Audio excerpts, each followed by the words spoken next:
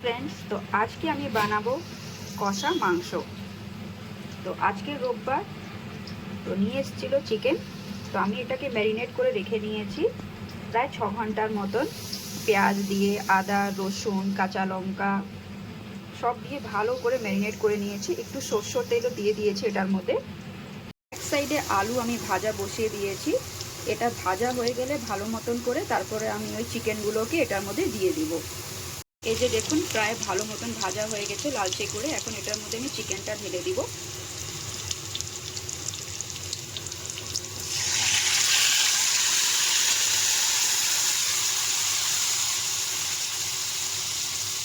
আমি এটাকে প্রায় 5-6 ঘন্টার মতন ম্যারিনেট করেছিলাম, কেন কি যত ম্যারিনেট করে রাখবো তত ভালো।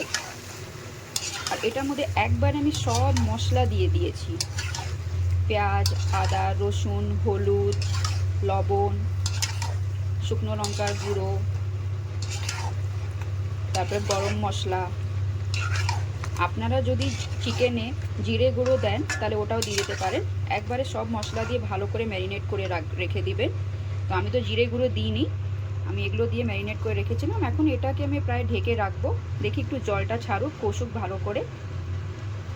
এই যে আমি এটাকে ঢেকে রেখে দিলাম প্রায় 10-15 মিনিটের মতন। ভালো করে এটাকে আমি কষাবো, জল ছাড়বে, টাইম লাগবে হতে, তাই এটা থাকুক এরকমই। নাড়িয়ে নিই চিকেনটাকে, তারপরে আবার ঢেকে রেখে দিব।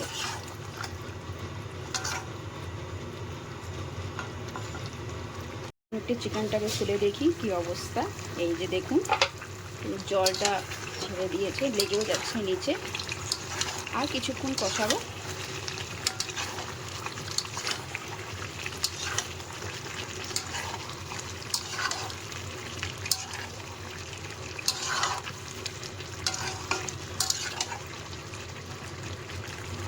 এই যে দেখুন চিকেনটা কি সুন্দর রঙটা ছেড়ে দিয়েছে, দেখতেও কি ভালো লাগছে। আর তেলটা পুরো নিচের থেকে এখন ছাড়া শুরু করে দিয়েছে।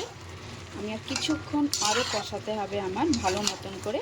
তারপর আমি বেশি না, একটুখানি জল দিব, কেন আমি কষা কষাই রাখবো, বেশি জল দিব না। তার একটু কষে যাক তারপরে। এই যে দেখুন চিকেনটা এখন আমার ভালো মতন করে কষানো হয়ে গেছে। এখন আমি এটার মধ্যে জল দিব। আমি কিন্তু গরম জল দিব, হ্যাঁ, ঠান্ডা জল দিব না, কেন আমার চিকেনটা, আলুটা সব ভালো মতন করে বয়েল হয়ে গেছে। এটার মধ্যে এখন গরম জল দিয়ে দিব, হালকা, বেশি দিব না।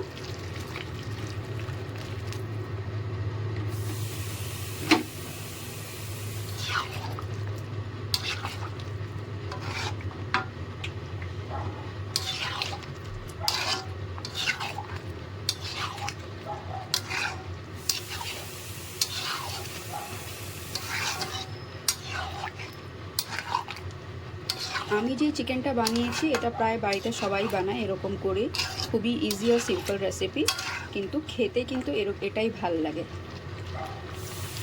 খেতে কিন্তু দারুণ লাগে। এটা গরম ভাত দিয়ে একটু স্যালাড কেটে নেবে, শসা দিয়ে, পেঁয়াজ দিয়ে, দারুণ লাগে।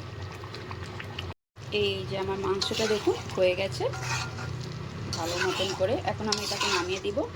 আমি কিন্তু বেশি গ্রেভি করিনি, ঝোল বেশি দিইনি, মাখা মাখা করেই করব। সবসময় ঝোল খেতে ভাল লাগে না।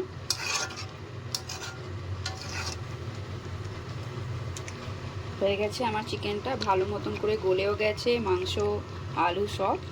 বাস এখন এটাকে নামাবো। আমি আগেই গরম মশলা সব আগেই দিয়ে দিয়েছিলাম। যারা পরে দিতে চান পরেও দিতে পারেন নামানোর আগে। এটাতে ধনে পাতাও দিতে পারেন, ভাল লাগবে, ফ্লেভারটা ভালো আসবে। এই যে দেখুন আমি নামিয়ে ফেলেছি আমার মাংসটা, কষা মাংসটা। তো আমার মাংসগুলো ভালো মতন গলেই গেছে। এই যে আলু তো আগেই গলে গেছিলো।